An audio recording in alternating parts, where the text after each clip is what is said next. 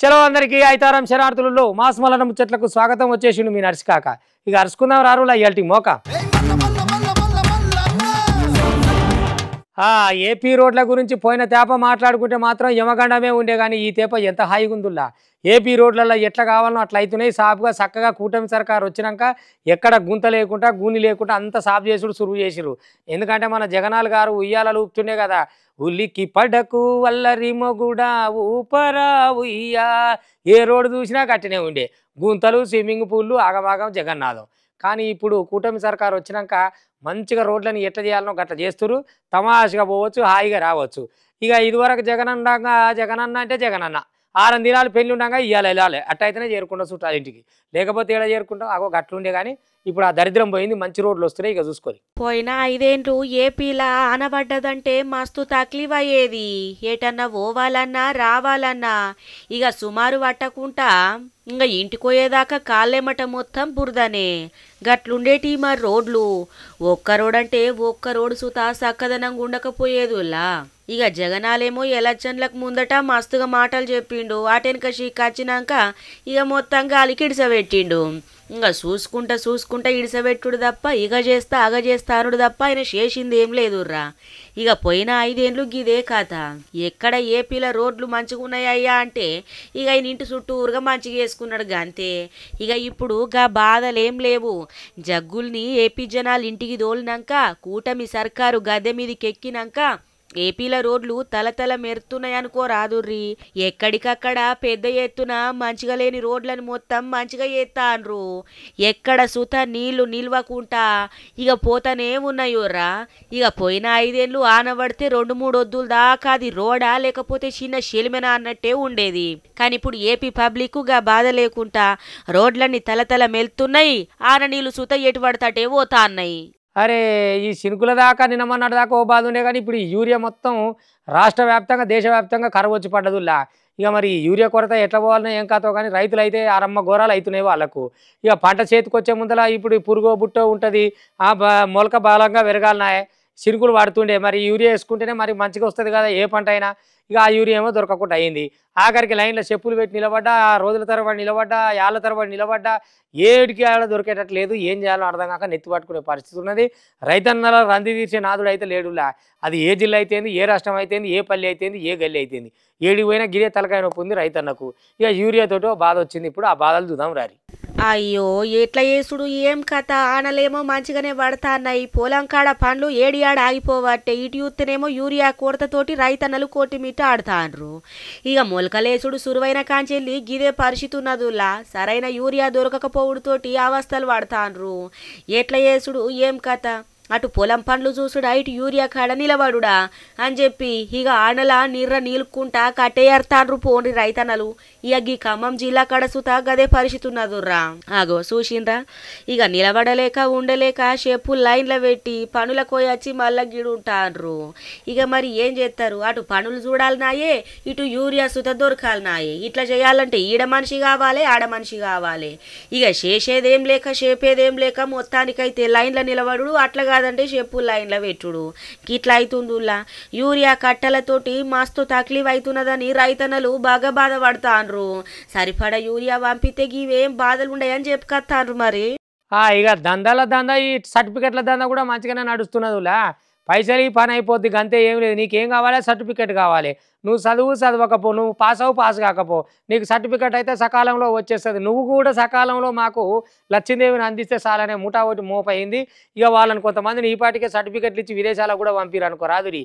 ఇక గసంటోళ్ళు దొంగ సర్టిఫికెట్లు పెట్టి డాక్టర్లు అయినాక, లాయర్లు అయినాక, అధికారులు అయినాక న్యాయం అంటే న్యాయం, ధర్మం అంటే ధర్మం 4 పాదాల మీద కాదు 6 పాదాల మీద నడుస్తుంది కలియుగం. అలా అగో గసంటి మోనగాలు మోపైరులా ఇయ్యాల రేపట్ల ఏడుకెళ్ళి అవుతుంది. ప్రతిదీ కొనుడేనా. చదువు కుందావురా అంటే చదువు కొందావురా అన్నట్టు మోపైరు ఏడుగా. ఇక నీ సర్టిఫికెటే కావాల్సింది పైసలు ఇచ్చేసేయి, నువ్వు సర్టిఫికెట్ తీసుకపో గంతే. అగో గట్ల మోపైరు ఏం చెప్తారులా. ఇక యాడికెళ్ళి ఇంజనీర్లు అవుతారు, యాడికెళ్ళి డాక్టర్లు అవుతారు, యాడికెళ్ళి దేశాన్ని ముందరికి తీసుకుపోయేట అవుతారు. అయ్యా బాబులు సంపాదించిన అడగోలిగా పైసలు ఉన్నాయి, సర్టిఫికెట్లు కొనుక్కొని ఇక చదువులో మేమే తోపని నిలబడురి. అగో గట్ల కథ ఉంది కథ. కండ్లు మూసుకొని పిల్లి పాలు తాగుతుందట నుర్రా, దానికి ఒక్కదానికే షిమ్మని చీకటి కనబడుతుంది కానీ దాన్ని యూస్టోళ్ళందరికీ వెళ్తూరే ఉంటుంది కదా, గట్లున్నది గీల కథ. అవు పట్నంలో నకిలీ సర్టిఫికెట్లు తయారు చేసే ముఠాను మొత్తానికైతే అరెస్ట్ చేసిండ్రు ఏస్ఓటోళ్ళు. కేబిహెచ్పి కాడున్న శ్రీవ్యాస కన్సల్టెన్సీ పేరుతోటి నకిలీ బీకాము బీటెక్ సర్టిఫికెట్ల తయారీ చేస్తాన్రట. ఇంకా చదవకున్నా పర్వాలేదు, ఎగ్గి పట్టుకొని పోయి ఎండ్ల పడతాన్లా నౌకర్లు చేసుడు అన్నట్టు. చదివేలేంది ఇక నౌకరీ చేస్తే ఏం రీతి చేపుర్రి, మళ్ళీ ఏదన్నా తప్పు పడితే గడ ఎంత పెద్ద తక్లీఫ్ కావాలి. ఇక మొత్తానికైతే ఎట్లా దొరికినరో ఏమో కానీ ముచ్చట తెలుసుడుతోటి పోయి అందరిని పట్టుకొని అరెస్ట్ చేసి పట్టుకపోయినరట. ఇక విజయవాడకు చెందినైనా మోహన్ అనటైనా ఎట్లెరికైంది ఏమో కానీ ఆయన చెప్పుడుతోటి ముచ్చట బయట పడ్డదుర్రా. 46 మందికి గిట్ల సర్టిఫికెట్లు ఇచ్చిండ్రట, 22 మంది వీటితోటి విదేశాలకు సుత పైన కట్టిండ్రట. వామ్మో చూసిన రానుల నకిలీ సర్టిఫికెట్లతోటి ఎంత పెద్ద కథ ఉన్నదో. ఇక ధృవపత్రాలు లేకుండా నకిలీ సర్టిఫికెట్లు తయారు చేసి పైసలు వసూలు చేసుకుంటుండ్రట. ఇక మరి నకిలీ ఇత్తుర్రంటే బాగానే దంచుకొనే ఉంటారు. నిందితుల నుంచి 2 ఫోన్లట, ఒక డెస్క్ టాప్ను స్వాధీనం చేసుకున్నారట. నకిలీ డాక్యుమెంట్ల ఆధారంగా ఈజాలు పొందినోళ్ళ మీద కూడా దర్యాప్తు చేస్తాన్రట నుల్లా. ఇక నిందితులను కేబిహెచ్పి పోలీస్ టౌన్కు పట్టించిండ్రు. మొత్తానికైతే తలవాళ్ళు గట్టిగేయుండ్రి సారు మల్లోత్యాప తయారు చేయకుండా. గుడ్డోళ్ళు రోడ్డు దాటుడే కష్టమైన గుడ్డి పిల్లగాడు గుడ్డి పిల్ల అట్లా ఇట్లా ఇట్లా అంటూనే కదా ఇదివరకు అందులు ఉంటే. కానీ అదే అందులు కొంతకాలం కొన్ని ఏళ్ళ నుంచి చదువు నేర్చుకొని వాళ్ళకంటూ ఓ భాష నేర్చుకొని కండ్లు ఉన్నోళ్ళ కంటే కూడా కండ్లు లేనోళ్ళే చాలా తెలివిగా వాళ్ళదంటూ ఒక రాత, వాళ్ళదంటూ ఒక చదువు, వాళ్ళకంటూ ఓ కొలువు, వాళ్ళకంటూ ఓ భద్రత, వాళ్ళకంటూ ఓ జీవితం ఉండే. అయితే ఇప్పుడు దేశంలో కానీ రాష్ట్రంలో కానీ ఉన్న ఒకే ఒక అందపాఠశాల కూడా ఆయన తక్లీఫ్లో పడ్డదనుకో రాదురి. సరైన సదుపాయాలు లేవు, సరైన బోధన ఇది లేదు, మరిగా కొరత ఉంది, చాలా ఇబ్బందులు ఉన్నాయి. మరి ఎట్లా చేయాలి ఏం చేయాలి సార్ అని వాళ్ళు మస్తు తిప్పల పడుతున్నారు. సర్కారు జర గిట్టుమొకాన నజరేస్తే బాగుంటుంది కదా. ఎందుకంటే వాళ్ళకంటూ వాళ్ళ ప్రపంచం ఉన్నది, వాళ్ళ జీవితం ఉన్నది. వాళ్ళ జీవితాల్లో వాళ్ళు రాణించాలంటే సరైన వసతి ఉండాలి, సరైన పంతులు ఉండాలి, సరైన సిబ్బంది ఉండాలి, వాళ్ళకి ఏ ఇబ్బంది లేకుండా చూసుకోవాలి కదా. గసొంటి ఇబ్బందులతో ఇబ్బంది పడుతున్న ఒక పాఠశాల ఉన్నది. ఒకపారి చూద్దాం ఈ ముచ్చట మనం సర్కారు దాకా తీసుకపోతే అందులోకి మేలు చేసిన వాళ్ళం అవుతాం కదా. అగో ఆదానికే ఆ ముచ్చట్ని మనం మల్లన్న ముచ్చట్లలో వేసుకుంటున్నాం. ఒకపారి చూద్దాం రారి మీరు కూడా. రాయలసీమల 40 ఏళ్ల చరిత్రున్నదులా గీ బడికి ఏకైక అందుల ఆశ్రమ బల్లే. ఇక ఇప్పుడు పిల్లగాండ్లకు కావలసినంత మేడంలు సార్లు లేక పాపం ఇక భారంగా నడుస్తాంది బడి. అందుల జీవితాలల్లో అక్షర బాటలేసిన బడి అది. శ్రీ సత్యసాయి జిల్లా కాడున్న హిందూపురం నియోజకవర్గానికి 3 కిలోమీటర్ల దూరంలో సేవా మందిరం కాడ 1987ల 20 ఎకరాలల్లా మాజీ ముఖ్యమంత్రి నందమూరి తారక రామారావు అందుల ఆశ్రమ బడిని అప్పుడు ఏర్పాటు చేసిండులా. 1 నుంచి 10వ తరగతి దాకా పిల్లగాళ్ళు మంచిగా చదువుకునేటట్లు వస్తువులు సుత కల్పించిండ్రు. ఇంకా పెద్ద సారు సబ్జెక్టు మేడంలు సార్లు, ఇక పాటలు ఉంటాయి కదా సంగీత ఉపాధ్యాయుడు, ఇక అందరినీ గిట్ల 36 మందిని నియమించిండ్రట. అంద విద్యార్థులకు ఆలన పాలన చూసుడుతోటి తల్లిదండ్రులు గల పిల్లను ఏర్పించేందుకు బాగిట్టపడ్డారు. 4 దశాబ్దాలలో ఎంతో మంది అందులకు దారి చూపింది గీ బడి. ఇక ఇక్కడ చదువుకున్నోళ్ళు మస్తు మంది. సార్లు బ్యాంకు పిహెచ్డీలు, గ్రూప్ 2 వివిధ హోదాలల్లో పెద్ద పెద్ద స్థాయిలలో పనిచేస్తాన్రట. కానీ ఇప్పుడు గట్ల లేదుర్రా. సార్లు మేడంల కొరతతోటి కొట్టుమిట్టాడుతుందట చూడుండ్రి.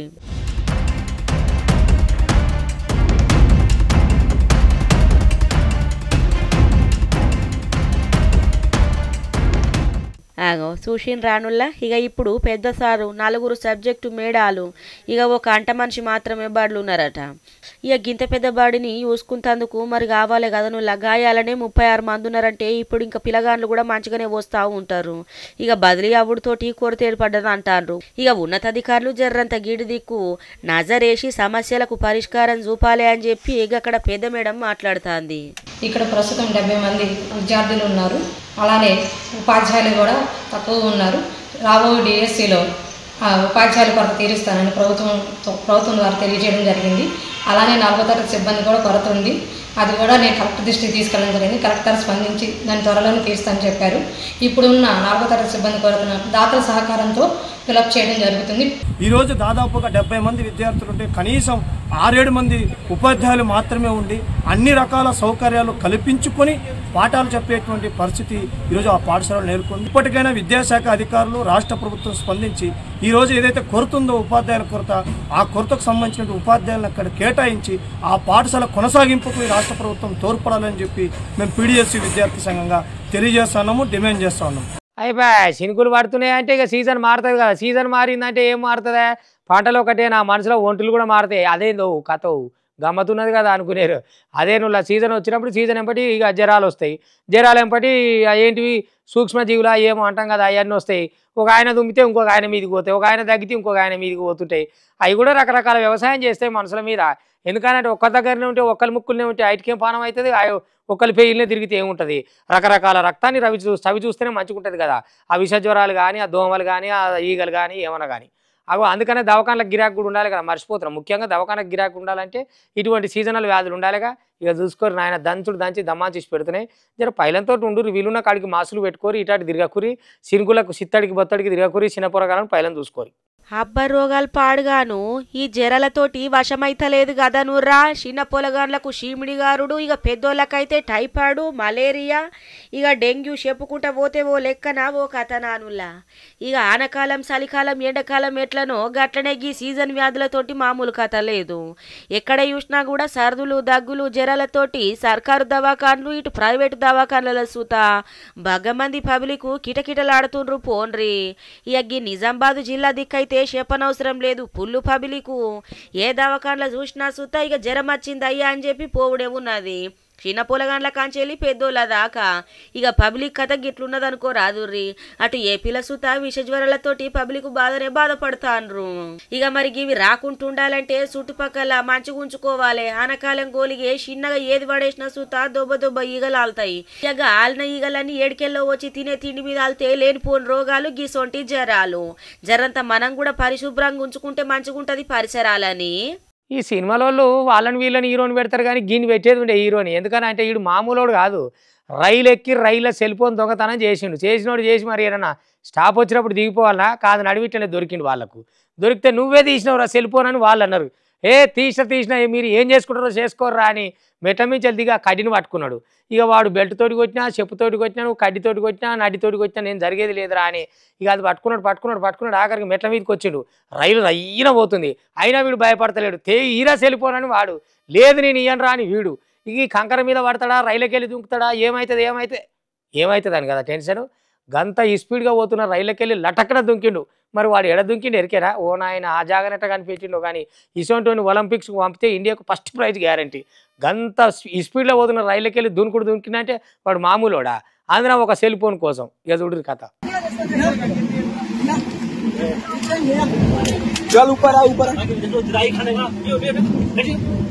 ఓష్ని పాడుగాను గింత చిడుగున్నాడేముల్లా. గింతగానం పాకులాడే వదలు, తండ్లాడే వదలు ఏదైనా కట్టం చేసుకుంటే కాదారా సోడిగా. గింత ఆగం లెక్కలు ఉన్నాక ఏడికెంచి చెప్పుండ్రి. పుస్తకన కింద పడితే పానం పుట్టుకన పోతుంది. గీ ముచ్చట బీఆర్లో అయిందుర్రా.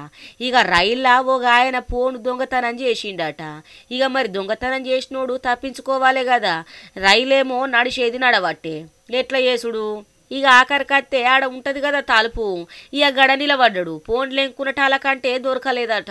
ఇక గదిని కిందికి పోయి కూర్చొని ఇటు రాకుంటా అటు పోకుంటా పోనీయనే మీరు నన్ను పట్టుకుంటే మిమ్మల్ని కూడా ఇటే గుంజుతాని బెదిరించిండట. చూడుండ్రి. ఇక చక్కర్లు కొడుతుంది సోషల్ మీడియాలా.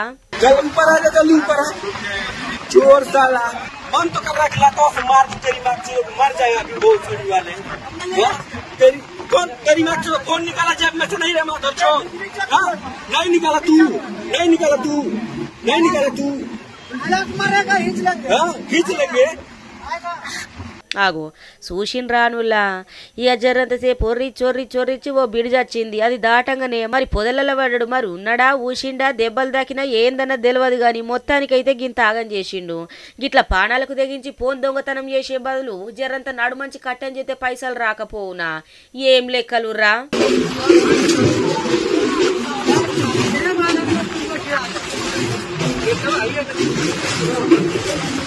ఇక గివన్నట్టు ఇవాళ టీవీ5 సమర్పించు మాస్ మల్లన్న ముచ్చట్లు చూస్తూనే ఉంటుంది. మళ్ళీ రేపు ఇది వరదాకా మీ టీవీ5 ఇవ్వంట.